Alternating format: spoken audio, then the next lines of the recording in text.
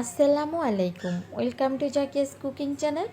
আজকের পর্বে আপনাদের জন্য থাকছে আমাদের বাঙালিদের সবারই খুবই পছন্দের একটা রেসিপি, আর সেটা হচ্ছে সরষে ইলিশ।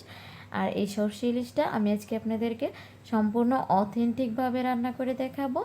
মানে আমাদের নানি দাদিরা আদিকালে যেভাবে এই সরষে ইলিশটা রান্না করতো ঠিক সেভাবেই রান্না করে দেখানোর চেষ্টা করব।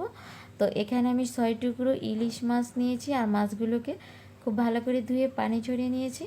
আর এই রান্নাটা করতে আমার যা যা লাগছে তা হচ্ছে, এখানে আমি হাফ কাপ পরিমাণ সরিষা 1 ঘন্টা পর্যন্ত পানিতে ভিজিয়ে রেখেছিলাম, তারপর খুব ভালো করে ধুয়ে নিয়েছি।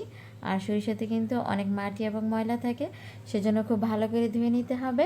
আর এখানে 1 মুঠো পরিমাণ কাঁচামরিচ, 1 চা চামচ পরিমাণ হলুদের গুঁড়ো, 1 চা চামচ পরিমাণ মরিচের গুঁড়ো এবং হাফ কাপের একটু বেশি সরিষার তেল নিয়েছি। আর এই রান্নাটাতে কিন্তু অবশ্যই সরিষার তেল দিতে হবে। আর এই সরিষার সাথে যদি আপনি কাঁচামরিচ এবং লবণ দিয়ে একসাথে শিলপাটায় বেটে অথবা ব্লেন্ডার করে নেন, তাহলে কিন্তু সরিষার যে একটা তিতা ভাব আছে সেটা কিন্তু চলে যাবে। আর সেজন্যই আমি এই সরিষার মধ্যে কিছু কাঁচামরিচ এবং লবণ দিয়ে এটাকে আমি ব্লেন্ড করে নেব। আর ভিউয়ার্স, এই রেসিপিটা যেহেতু অথেন্টিকভাবে রান্না করব, সেজন্য এই রান্নাটাতে কিন্তু আমি পেঁয়াজ, আদা, রসুন, ধনিয়া এবং জিরার ব্যবহার করব না। আর এগুলো যেহেতু ব্যবহার করব না, সেই জন্য এই রান্নাটাতে কিন্তু মশলার পরিমাণ খুবই অল্প লাগে। আর ইলিশ মাছের কিন্তু এমনিতেই নিজস্ব এক্সট্রা ফ্লেভার আছে, আর এই মাছটা কিন্তু এমনিতেই খেতে অনেক স্বাদের হয়। আর এখন আমি এই মাছগুলোর মধ্যে হলুদের গুঁড়ো এবং লবণ, পরিমাণ মতো লবণ দিয়ে খুব ভালো করে মেখে নেব।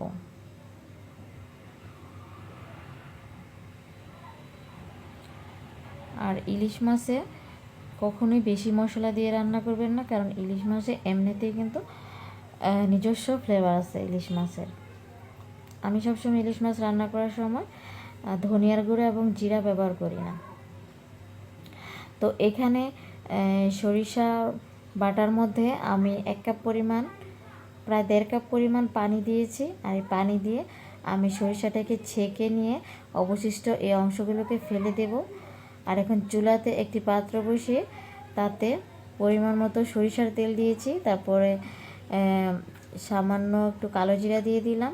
আর এই রান্নাটা কিন্তু অবশ্যই সরিষার তেল দিয়ে করতে হবে। আর এই তেলের মধ্যেই আমি হলুদ এবং মরিচের গুঁড়োগুলো দিয়ে দিলাম। আর এখন এই তেলের মধ্যে এভাবে দিলে রান্নার কালারটা কিন্তু খুব সুন্দর আসবে।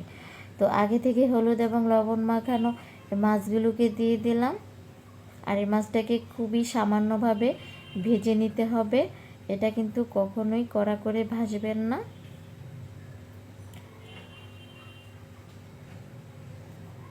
যেহেতু এই রান্নাটা অথেন্টিকভাবে করব, শুধু কাঁচা গন্ধটা একটু চলে যাওয়ার জন্য এভাবে সামান্য একটু ভেজে নিয়েছি। তারপর গুলোনো এই সরিষার বাটাগুলোকে দিয়ে দিচ্ছি।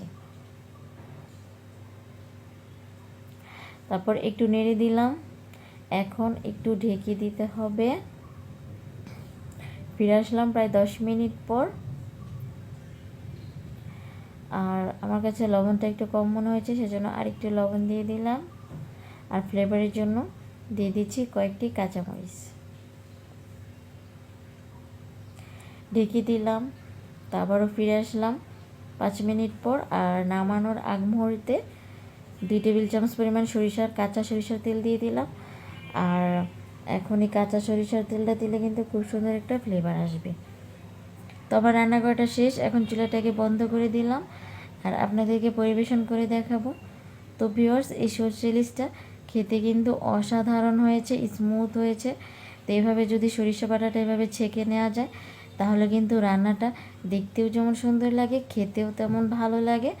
তো ভিউয়ার্স, আশা করছি আমার আজকের অথেন্টিকভাবে সরষে ইলিশের রেসিপিটা আপনাদের কাছে ভালো লেগেছে। আর রেসিপি ভালো লেগে থাকলে ছোট্ট একটি রিকোয়েস্ট হলো, যারা আমার এই ভিডিওটা ফেসবুক পেজে দেখছেন তারা অবশ্যই এই পেজটাকে ফলো করে দিবেন। আর যারা ইউটিউব থেকে দেখছেন তারা এই চ্যানেলটাকে সাবস্ক্রাইব করে দিবেন। তো ভিউয়ার্স, এতক্ষণ যাবৎ আপনারা কষ্ট করে এই ভিডিওটা দেখার জন্য এবং আপনাদের মূল্যবান সময় দিয়ে এই ভিডিওটা দেখার জন্য আপনাদের সবাইকে ধন্যবাদ জানাচ্ছি। তো দেখা হবে নেক্সট ভিডিওতে। সে পর্যন্ত আপনারা সবাই সুস্থ থাকবেন, ভালো থাকবেন, নিরাপদে থাকবেন। আল্লাহ হাফিজ।